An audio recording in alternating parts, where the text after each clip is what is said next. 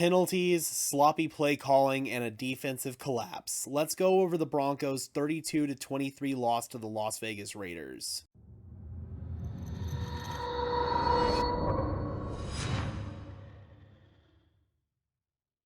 Hello everyone and welcome to Denver Broncos Syndicate, part of the Sports Syndicate family of channels where we are dedicated to bringing you content about our favorite sports teams. I am your host, Gage Madrid. Oh man, that was a tough loss for us, Broncos country.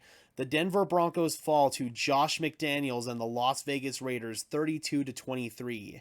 The Raiders pick up their first win of the season, and Josh McDaniels picks up his first win as a head coach since 2010. The game was marred by penalties, sloppy play calling. The defense played well up until about the fourth quarter when they just collapsed and allowed the Raiders to score the go-ahead touchdown. This was easily Russell Wilson's best game as a Bronco, as he went 17 for 25 through the air for 237 yards and 2 touchdowns. Of course, it wouldn't be a Broncos game without a Melvin Gordon fumble, and unfortunately it seems that we may be seeing more of Melvin Gordon moving forward, as Javonte Williams seems to have maybe suffered a serious injury in this game, but more on that later. Denver took a 7-3 lead over Las Vegas in the first quarter after Russell Wilson threw a 5-yard touchdown pass to wide receiver Courtland Sutton. The Raiders then matched that score with a touchdown of their own, followed by a Broncos field goal. Then in the second quarter, with the game tied 10-10,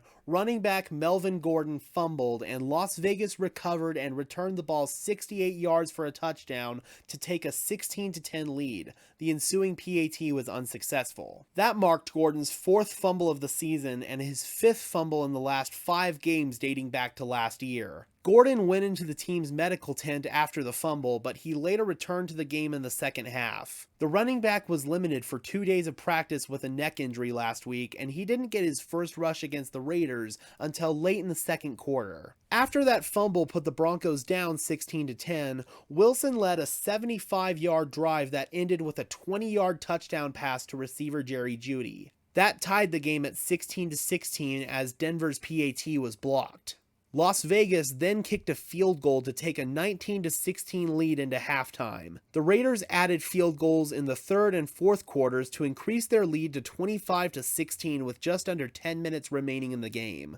Wilson then led a 6-play, 75-yard drive that ended with the quarterback scoring on a 3-yard run that made it 25-23. Las Vegas then marched downfield and Josh Jacobs scored his second touchdown of the game to make it 32-23 with 2 minutes and 2 seconds remaining. Denver turned the ball over on downs after that, and the Raiders ate up enough clock to seal the win. Broncos running back Javonte Williams suffered a knee injury early in the second half and was ruled out after being carted from the sidelines to the locker room. That left Gordon and Mike Boone as the team's running backs. They combined to rush 6 times for 28 yards.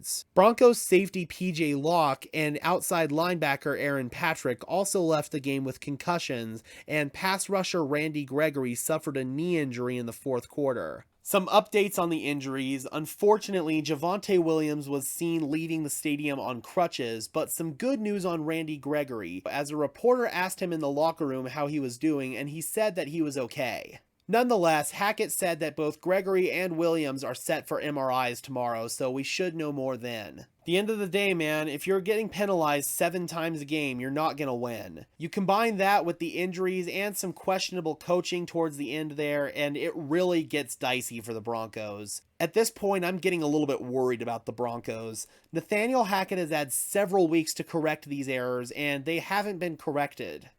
We're still making the same stupid mistakes over and over again, and ultimately those are what cost us the game today. The Raiders also made plenty of mistakes themselves, but we couldn't capitalize on them and they were able to capitalize on our mistakes, and that was the ultimate difference maker in this game. The Raiders did plenty of stupid stuff that should have caused them to lose the game, especially that onside kick in the second quarter.